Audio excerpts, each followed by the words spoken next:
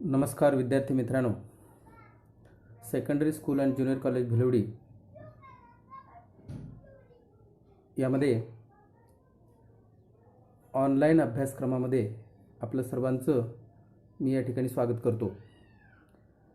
विज्ञान आणि तंत्रज्ञान इयत्ता 10वी प्रकरण क्रमांक 4 पर्यावरणीय व्यवस्थापन या प्रकरणाचा आज आपण अभ्यास करणार आहोत. या प्रकरणामध्ये एकूण 5 मुद्दे आपल्याला अभ्यासायचे आहेत. ते म्हणजे परिसंस्था पुनरावलोकन, पर्यावरण आणि परिसंस्था संबंध, पर्यावरण संवर्धन आणि जैवविविधता आणि जैवविविधतेची संवेदनक्षम क्षेत्रे असे 5 मुद्दे या प्रकरणाअंतर्गत आहेत. त्यातील पहिले 2 मुद्दे आजच्या व्हिडिओमध्ये आपण अभ्यासणार आहे. विद्यार्थी मित्रांनो, आपल्याला माहिती आहे गेल्या वर्षी 9वी मध्ये आपण परिसंस्थेचा अभ्यास केलेला आहे. परिसंस्था म्हणजे काय, परिसंस्थेचे घटक कोणते, परिसंस्थेचे प्रकार कोणते, या पद्धतीनं अन्न साखळी, अन्न जाळे याबाबतची माहिती आपण गेल्या वर्षी 9वी मध्ये अभ्यासलेली आहे. त्याचाच एक उजळणी भाग म्हणून सुरुवातीला 1-2-3 प्रश्न आहेत की ज्याची उजळणी तुम्ही स्वयं मूल्यमापन पद्धतीनं स्वयं अध्ययन करायचे आहे. मूल्यमापनातून हा भाग वगळण्यात आलेला आहे. तरी परंतु 4 प्रश्नांची आपण थोडक्यात उत्तरं घेऊ. पहिला प्रश्न आहे, परिसंस्था म्हणजे काय, तिचे विविध घटक कोणते. आपल्याला माहिती आहे परिसंस्था म्हणजे सजीव आणि सजीवांच्या भोवताली असणारे जैविक आणि अजैविक घटक. या पर्यावरणात असणारे जे सजीव घटक आहेत, मग याच्यामध्ये प्राणी, वनस्पती, सूक्ष्मजीव या सगळ्यांचा समावेश होतो. आणि अजैविक घटक म्हणजे जे काही निर्जीव घटक आहेत त्याला आपण अजैविक घटक म्हणतो. मग याच्यामध्ये माती, पाणी, तापमान, हवा, दगड, आकाश या सगळ्यांचा समावेश अजैविक घटकामध्ये होतो. तर हे जैविक घटक आणि अजैविक घटक यांच्यामध्ये होणारी आंतरक्रिया या सगळ्यांना मिळून आपण परिसंस्था असे म्हणतो. आणि त्याचे जैविक आणि अजैविक असे विविध घटक असतात. पुढचा प्रश्न आहे, भक्षकांचे प्रकार कोणते, ते प्रकार प्रत्यक्ष कशावर अवलंबून असतात. भक्षक म्हणजे जे स्वतःचे अन्न स्वतः तयार करू शकत नाही असा सजीव. भक्षक हे उत्पादकांवर अवलंबून असतात आणि त्याचे जे प्रकार आहेत ते प्राथमिक भक्षक, द्वितीयक भक्षक, तृतीयक भक्षक, सर्वोच्च भक्षक असे हे भक्षकांचे प्रकार आहेत आणि ते एकमेकांवर अवलंबून असतात. तिसरा प्रश्न आहे, झाडावरील पक्षी आणि तलाव यांचा काय संबंध असावा. झाडावरील पक्षी हा जैविक घटक आहे आणि तलाव हा अजैविक घटक आहे. पक्षी सर्वच अन्नासाठी आणि पाण्यासाठी निसर्गावर म्हणजेच तलाव आणि तलावाच्या शेजारी असणारे सर्व अन्न, पाणी या घटकांवर अवलंबून असतात. त्यानंतर चौथा प्रश्न आहे तो म्हणजे अन्न साखळी आणि अन्न जाळे यामध्ये काय फरक आहे. अन्न साखळी म्हणजे उत्पादकापासून सर्वोच्च भक्षकापर्यंत एक सजीव दुसऱ्याचं अन्न होतो अशा पद्धतीनं अन्न साखळीची माहिती आपण मागच्या वर्षी बघितलेली आहे. अन्न जाळे म्हणजे काय, तर अन्न जाळे म्हणजे अनेक अन्न साखळ्या एकमेकात गुंतल्या की त्याला आपण म्हणतो अन्न जाळे. त्यानंतर पुस्तकामध्ये पान नंबर 36 वरती 4.1 आकृती दिली आहे अन्न साखळीची, की ज्या अन्न साखळीमध्ये बाजूला 2 प्रश्न आहेत. चित्रातील प्रत्येक घटक कोणत्या प्रकारात मोडतो आणि त्याचं नाव चित्रासमोर लिहा. या ठिकाणी आकृती तुम्हाला पुस्तकामध्ये दिसते. पहिल्यांदा उत्पादक म्हणजे गवत आहे, त्या गवतावर सूर्यप्रकाश, पाणी असे 2 घटक दाखवलेले आहेत. आणि उत्पादक म्हणजे गवत, वनस्पती स्वतःचं अन्न स्वतः तयार करतो आणि हा गवत हा जो उत्पादक आहे तो प्राथमिक भक्षकाचं अन्न होतो. पुढं प्राथमिक भक्षक आहे नाकतोडा. त्या नाकतोड्याला बेडूक खातो, बेडकाला साप खातो, सापाला ससाणा खातो आणि शेवटी हे सगळे सजीव मेल्यानंतर सूक्ष्मजीव त्यांच्या शरीराचं विघटन करतात आणि त्या सर्व घटकांना मातीत सोडतात. अशा पद्धतीची अन्नसाखळी या ठिकाणी चित्र आहे आपण बघतोय. त्याची नावं तुम्ही तुमच्या पुस्तकामध्ये लिहा. या चित्राला अन्नजाळ्याचं स्वरूप येण्यासाठी काय आवश्यक आहे आणि का? या चित्रामध्ये अन्न साखळीचं रूपांतर अन्नजाळ्यामध्ये करण्यासाठी अन्नसाखळीमध्ये आंतरक्रिया झाल्या पाहिजेत. अनेक अन्नसाखळ्या एकमेकांच्या मध्ये गुंतल्या पाहिजेत. एक सजीव एकाच नाही तर अनेक सजीवांचं अन्न झाला तर तिला अन्नजाळ्याचं स्वरूप येतं. अशा पद्धतीची उजळणी गेल्या वर्षी आपण केलेली आहे. त्याच्यानंतर परिसंस्था. मगाशी आपण परिसंस्था म्हणजे काय बघितलं. जैविक आणि अजैविक घटक आणि त्यांची परस्परांशी होणारी आंतरक्रिया या सगळ्यांना मिळून परिसंस्था असं म्हणतात. या परिसंस्थेमध्ये प्रत्येक घटकाची भूमिका ही महत्त्वाची असते. उत्पादक आपलं अन्न तयार करतात. वनस्पती, हिरव्या वनस्पती आपलं अन्न तयार करतात. त्यांना खाणारे हरिण, शेळ्या मेंढ्या, गाई म्हशी, उंट, घोडे असे शाकाहारी प्राणीसुद्धा याच्यामध्ये महत्त्वाचे आहेत. शाकाहारी प्राण्यांची संख्या प्रमाणाच्या बाहेर वाढू नये म्हणून त्यांना खाणारे वाघ, सिंहासारखे हिंस्र प्राणीसुद्धा तितकेच महत्त्वाचे आहेत.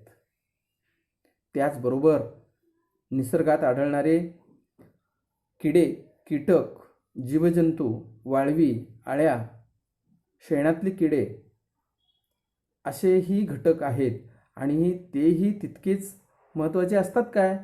तर होय, तेही तितकेच महत्त्वाचे आहेत. कारण हे जरी जीव आपल्याला घाणेरडे वाटत असले तरी ते सुद्धा अतिशय महत्त्वाचे आहेत. ते निसर्गाची स्वच्छता करतात. म्हणजेच आपल्या भोवती असणाऱ्या सर्व घटकांच्या मुळच आपलं म्हणजे माणसाचं अस्तित्व हे आहे आणि यासाठी सर्व घटकांची योग्य ती काळजी आपण घेतली पाहिजे. नंतर थोडे आठवा म्हणून 2 प्रश्न आहेत. त्यातला पहिला प्रश्न आहे, अन्न साखळीमधील विविध पोषण पातळ्या कोणत्या? मग आपल्याला या ठिकाणी पहिला प्रश्न जो दिसतोय तो अन्न साखळीमधील विविध पोषण पातळ्या कोणत्या? मग विविध पोषण पातळ्या आपण बघतोय. पहिली पोषण पातळी म्हणजे उत्पादकांची असते, त्याला प्रथम पोषण पातळी म्हणतात. त्यानंतर प्राथमिक भक्षक म्हणजे द्वितीय पोषण पातळी. अशा पद्धतीनं द्वितीय, तृतीय आणि शेवटी सर्वोच्च पोषण पातळी अशा या पोषण पातळ्या असतात. पुढचा प्रश्न आहे, ऊर्जेचा मनोरा म्हणजे काय? ऊर्जेचा मनोरा म्हणजे उत्पादक स्वतःचं अन्न स्वतः तयार करतात आणि स्वतःला लागणारी ऊर्जा स्वतः तयार करतात. त्यानंतर ही ऊर्जा जेव्हा प्राथमिक भक्षकांच्या शरीरामध्ये जाईल तेव्हा त्यातील केवळ 10% ऊर्जा पुढच्या पिढीमध्ये, पुढच्या सजीवांमध्ये जात असते. म्हणजे पहिल्या टप्प्यापेक्षा पुढच्यामध्ये ती ऊर्जा कमी जाते. अशा पद्धतीनं प्राथमिक भक्षकाकडून द्वितीय भक्षक, द्वितीय भक्षकाकडून तृतीय भक्षक या सजीवांकडे जात असताना ऊर्जा कमी कमी कमी कमी होत जाते. आणि हा एक आकृतीचं स्वरूप याला दिलं तर तो मनोरा होतो. म्हणून याला म्हणतात ऊर्जेचा मनोरा. त्याच्यानंतर पुढचा एक विचार करा म्हणून प्रश्न आहे 5 नंबर 37 वरती. या ठिकाणी आपण बघू शकतोय. तर तो प्रश्न असा आहे, या ठिकाणी झाडावर घरटे बांधणारा पक्षी जवळच्या तळ्यातील मासे खात असेल तर हा पक्षी झाड आणि तळे अशा दोन्ही परिसंस्थांचा भाग बनतो का? होय, या प्रश्नाचं उत्तर आपल्याला होय असं देता येईल. कारण झाडावर घरटं बांधणारा जो पक्षी आहे त्याला झाडावर आणि तळ्यामध्ये दोन्ही ठिकाणी अन्न आणि पाण्याची सोय होते. तळ्यामधील किडी कीटक, तळ्यामधील गवत, तळ्यामधील पाणी हे त्याचं अन्न बनतं. तर झाडावरची फळं, पानं, किड्या मुंगी असे त्याचे अन्न बनतो. त्यामुळे दोन्ही परिसंस्थांचा हा भाग बनतो. त्याच्यानंतर खाली जो तक्ता आपल्याला दिसतोय, ओघ पूर्ण करा, हाही भाग स्वयं अध्ययनाचा आहे. मूल्यमापनातून यावर्षी तो वगळलेला आहे. तुम्ही अगदी सोप्या पद्धतीनं तो तक्ता भरू शकता. तुम्ही तुमच्या पुस्तकामध्ये तो तक्ता भरा. अतिशय सोपा आहे तो. म्हणजे परिसंस्थेचे दोन प्रकार कोणते? परिसंस्थेचे दोन घटक या ठिकाणी दाखवलेले, जैविक घटक आणि अजैविक घटक. मग जैविकमध्ये पुन्हा आपण गेल्या वर्षी बघितलं स्वयंपोषी, परपोषी. स्वयंपोषीमध्ये उत्पादक येतात, त्याच्यामध्ये वनस्पती येतात. परपोषीमध्ये प्राणी विघटक येतात. प्राण्यांच्यामध्ये आपण त्याची नावं सांगू शकतोय. अजैविक घटकामध्ये भौतिक घटक, रासायनिक घटक हे दोन प्रकार पडतात. भौतिक घटकामध्ये आपण निसर्गामधील हवा, पाणी, बाष्प, खनिजं हे घटक त्याच्यामध्ये देऊ शकतो. रासायनिक घटकामध्ये जमिनीला आपण जे खत घालतो त्या खतामध्ये असणारी पोषद्रव्ये, क्षारता, सामू यांचा त्याच्यामध्ये समावेश होतो. त्यामध्ये सेंद्रिय आणि असेंद्रिय असे दोन प्रकार पडतात. त्याची उदाहरणं आपण देऊ शकतो. तुम्ही हा तक्ता घरी भरायचा आहे. त्याच्यानंतर खाली एक पुन्हा उदाहरण दिलेलं आहे आणि त्याच्यावर काही प्रश्न आहेत, आपण बघूया. दक्षिण भारतामध्ये विविध राज्यांमध्ये फार मोठी भात शेती केली जाते आणि तेथील भात पिकांवर अन्नासाठी मोठ्या प्रमाणावर नाकतोडे येतात. त्याचबरोबर तेथील शेतीमधील चिखलात नाकतोडे यांचा भक्ष्य म्हणून उपयोग करण्याकरता बेडकांची संख्यासुद्धा मोठ्या प्रमाणात असते आणि आवडते खाद्य म्हणून बेडकांच्या भक्षणासाठी सापही तेथे असतात. परंतु जर अचानक तेथील बेडकांची संख्या कमी झाली तर? भात पीक हे दलदलीच्या भागामध्ये असतं, आपल्याला माहिती आहे.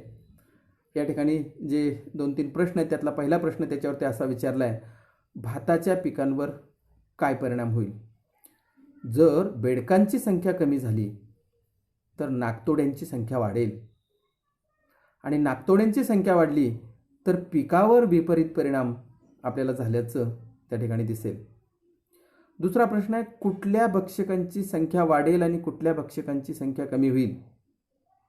आत्ताच आपण बघितलं, जर बेडकांची संख्या कमी झाली तर नाकतोड्यांची संख्या वाढेल, सापांची, उंदरांची संख्या कमी होईल, कारण त्यांचं अन्न बेडूक असतो आणि एकूणच पिकाचं नुकसान या ठिकाणी झाल्याचं आपल्याला दिसेल.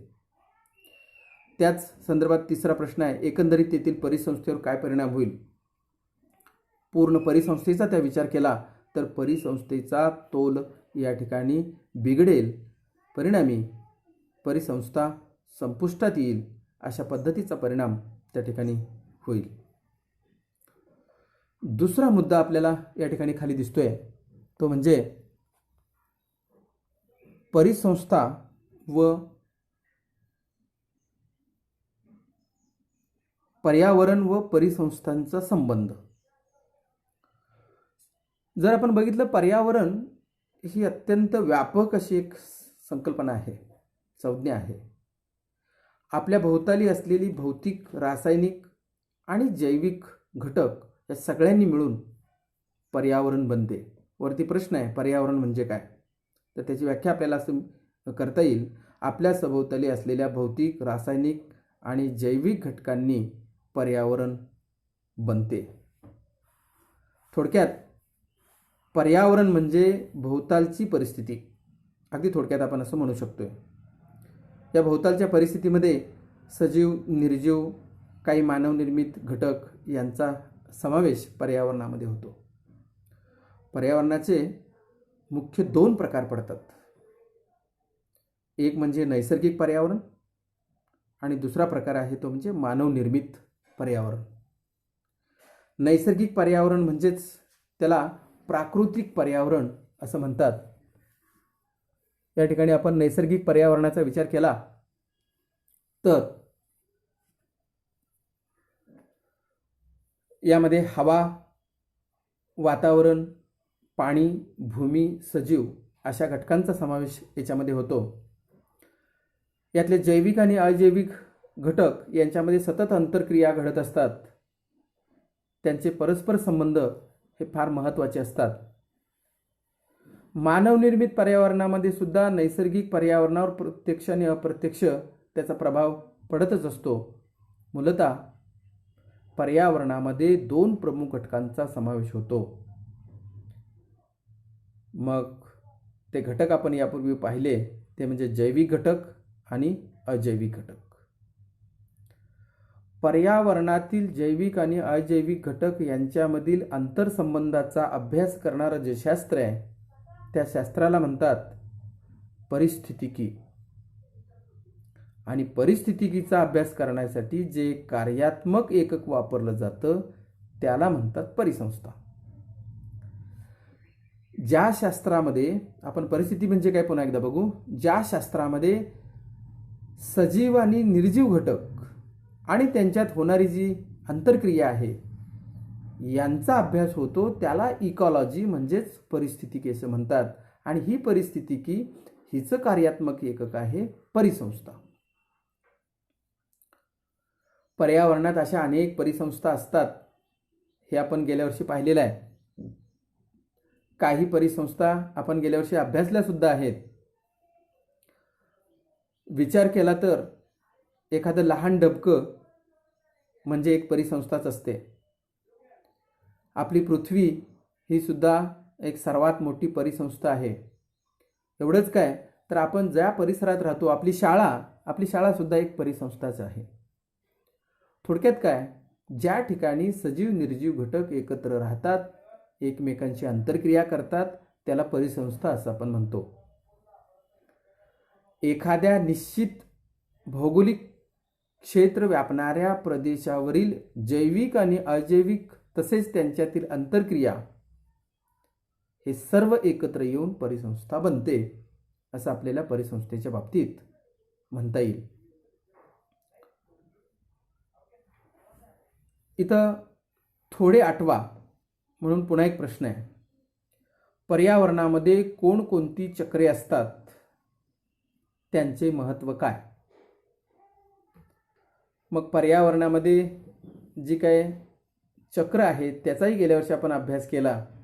त्यामध्ये पर्यावरणामध्ये जलचक्र आहे, वेगवेगळी वायुचक्र आहेत आपण अभ्यासले आहेत. कार्बन चक्र, नायट्रोजन चक्र, ऑक्सिजन चक्र अशी नैसर्गिक चक्र आहेत आणि ती अखंडपणे चालू असतात. ती चक्र व्यवस्थित चालू असतात म्हणूनच पर्यावरणाचं संतुलन टिकून राहते. परिसंस्थेतील विविध अन्न साखळ्यांमुळे ही पर्यावरण संतुलन कायम राहत असते. आपण आपल्या मानवजातीचा विचार केला तर मानवाचं अस्तित्व हे पर्यावरणामुळेच शक्य आहे. निसर्ग राहिला, निसर्गाचं अस्तित्व असलं तरच मानवाचं किंवा सजीव सृष्टीचं अस्तित्व टिकून राहणार आहे. म्हणून म्हटलेलं आहे निसर्गाच्या अस्तित्वाशिवाय मानवाचं अस्तित्व ही अशक्यप्राय बाब आहे. म्हणून नैसर्गिक पर्यावरणाचा समतोल बिघडू न देता त्याचं जतन करणं हे आपलं म्हणजे मानवाचं आद्य कर्तव्य आहे. असं म्हटलं जातं की आपल्या पूर्वजांकडून ही पृथ्वी आपल्याला वारसा हक्कानं मिळालेली नसून ती आपल्याला पुढच्या पिढीकडून उसनवार मिळालेली आहे. लक्षात येते का बघा. ही जी पृथ्वी आणि पृथ्वीवर असणारी जी साधन संपत्ती आहे ती आपल्याला जी मिळाली आहे ती आपल्या अगोदरच्या पिढीकडून आपल्याला वारसा हक्कानं मिळालेली नाही. तर आपण असं समजायचं आहे की पुढची जी पिढी आहे, आपल्या नंतरची येणारी जी पिढी आहे त्या पिढीनं आपल्याला ही उसनवार दिलेली आहे. मग उसनवार दिलेली आहे याचा अर्थ ती आपल्याला टिकवून ठेवली पाहिजे, तिचं जतन केलं पाहिजे. म्हणूनच आपल्याला पुढच्या पिढीसाठी ती ठेव म्हणून सांभाळायची आहे आणि हे आपण कदापिही विसरून चालणार नाही. म्हणून पर्यावरणाचं, निसर्गाचं आपण रक्षण, संरक्षण, तिचं जतन आपल्याला केलं पाहिजे. या ठिकाणी आपण थांबूया. पुढच्या व्हिडिओमध्ये आपण पर्यावरण संवर्धनचा अभ्यास करणार आहोत. धन्यवाद.